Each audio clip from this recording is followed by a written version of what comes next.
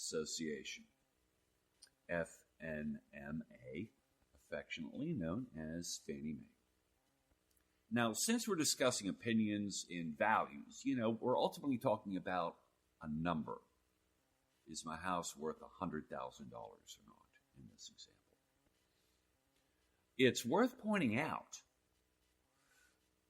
that Fannie Mae, well, let me explain how important Fannie Mae is. Fannie Mae is the largest purchaser of mortgages in the world, or at least in this country. I think it's just in this country. And Fannie Mae is quasi-governmental, which is a really weird category. They're part government, they're part private sector. And they were really the first ones to realize that you could buy huge amounts of mortgages, say 100 or 1,000 mortgages. Now, they have to be choosy, right? They just don't want to buy any piece of junk mortgage. They want good mortgages to buy. It's a way of bundling money. It creates commodities such as the mortgage-backed security, which is a whole other discussion. But so Fannie Mae is the largest buyer of mortgages. So they're going to have standards, right? They have standards of their own, very, very elaborate standards, dealing with the three primary parts of any mortgage and mortgage decision. That is the credit, the capacity, and the collateral. Now, the credit has to do with the prospective buyer. Do they have a good history of fulfilling their obligations and paying things off? The second is capacity. Okay, you have a good history, but do you currently have the financial bandwidth to actually make these payments we're talking about? And the third, collateral. That's really the upshot. That's where appraisals come in. How much is this house worth? Because what a mortgage is an agreement to pay back money in exchange for lending me the money up front. Because if I don't fulfill my payments, you get my house. That's what a mortgage is. Mortgage comes from the Greek mort, to die, meaning to kill off the debt. Mortgage. So Fannie Mae has all of these elaborate standards that every single real estate appraiser knows inside and out, if they know what they're doing, and most of them do. It's not easy to become a real estate appraiser. And they place a very, very, very high value on keeping their license in good standing. But so I say all of this about epistemology and the value of your house in Fannie Mae, since Fannie Mae is so vast and powerful.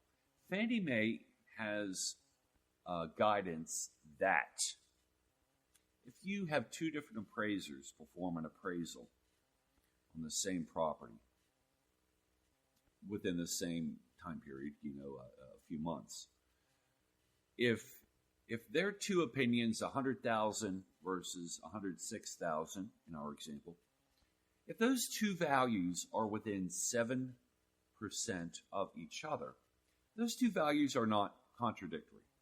Okay, so there is a tolerance on any given day, depending on market conditions, depending on minor variances. Two appraisers are likely to reach somewhat different conclusions. So if they're within 7%, they're not contradictory. Now, we're still getting warmed up with how secure and how correct and accurate that appraisal is, because we're talking about truth. What is true? There is so much oversight because the private sector, the people actually lending the money, the people, the companies, the corporations actually lending money have their own oversight internally. You have auditors, you have reviewers, and you also have regulations that were clearly spelled out in what was known as the Dodd-Frank Act, which, among other things, regulated appraisal management companies, which most of you have never heard of appraisal management companies. But believe me, every single real estate appraiser involved with major banks goes through an appraisal management company. And these appraisal management companies have their own internal audits and reviews and record-keeping requirements. So American real estate appraisers are professional badasses because an appraiser has to meet all of these federal requirements, all of these state requirements, all the requirements of the lender, and all of the requirements of the appraisal management company. That's really tough, and I have the highest respect for this profession. I've worked with, honestly, thousands of real estate appraisers. So all of these organizations are concerned with appraisals, and once again, an appraisal is an opinion. So all of these, in addition to the government bodies, which government is government, and even if you're skeptical of government, believe me, the private sector is just as scrutinous, if not more so, than the governmental and quasi-governmental institutions. The market forces are very powerful. The federal government didn't catch Bernie Madoff, who was a big scammer who just scammed money from people. He was reported to the federal government. The federal government didn't catch him. The private sector caught Bernie Madoff. As for the real estate crash of 2008, government officials didn't catch that. It was the private sector. So I'm here to tell you the private sector is such an important and very powerful, very nimble, very agile part of how all of this framework works. So I'm going to get a little more specific about what is required in the Uniform Standards of Professional Appraisal Practice. 1, as I previously mentioned, accepting an assignment. You can't just ask an appraiser what a property is worth. The appraiser has the obligation, the explicit, very, very clear obligation as to whether or not they accept an appraisal assignment. This is a very, very big deal. Secondly, every appraisal must identify the intended user of the appraisal.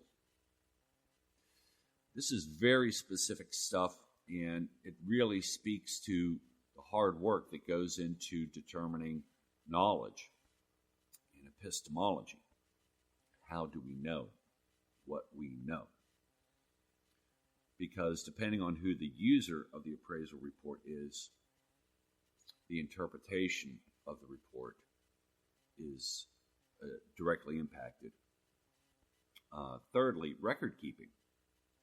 Appraisers have very, very specific and important record-keeping requirements for the appraisal report. For auditing purposes, for any number of purposes. And lastly, and this may be the most important part of this podcast, because all of this oversight, private sector, public sector,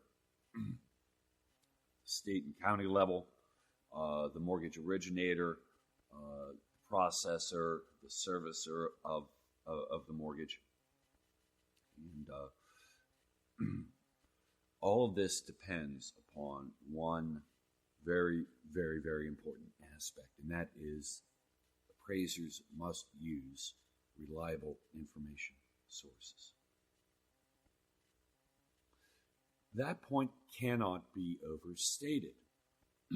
Think of how you get your information. Think of how you are informed.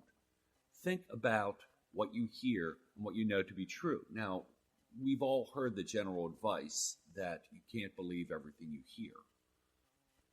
And you have to decide for yourself. And in the information age, this has never been more complicated, in my opinion.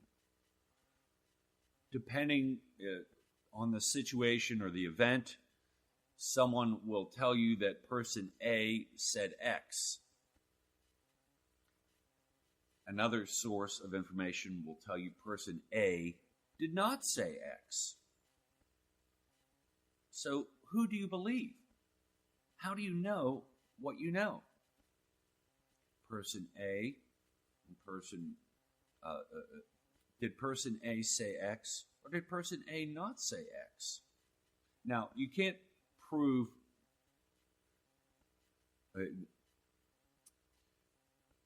what's the rule? You can't disprove a negative. Okay, I can't tell you someone never said something. I can't tell you you never said X. That's disproving the negative. I can't honestly tell you Santa Claus does not exist. Maybe Santa Claus does exist. There's probably someone out there who changed their name to Santa Claus, okay? So the use of reliable information sources is really, really the heart of all of this. So think of how you get your information. Think of how you choose to be informed.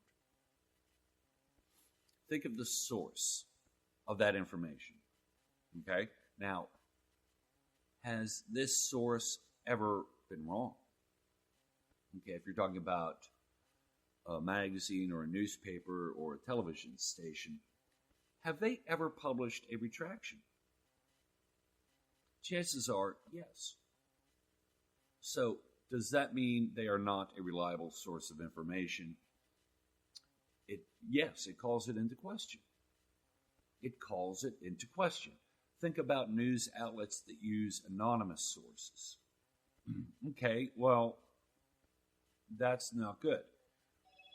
Think about any major television network,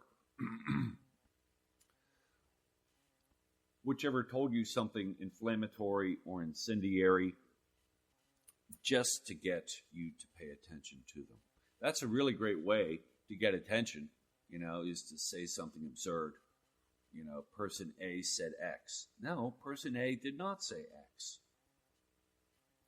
So not only, in these reliable sources of information, again, heavily vetted from left to right, up and down, inside and out, up, down, top, bottom, strange charm, using a little bit of subatomic particle physics terminology. There are different types of quarks. The point is that every way imaginable, these information sources, if once or more than once they are found to not become reliable, they can no longer be used as information sources.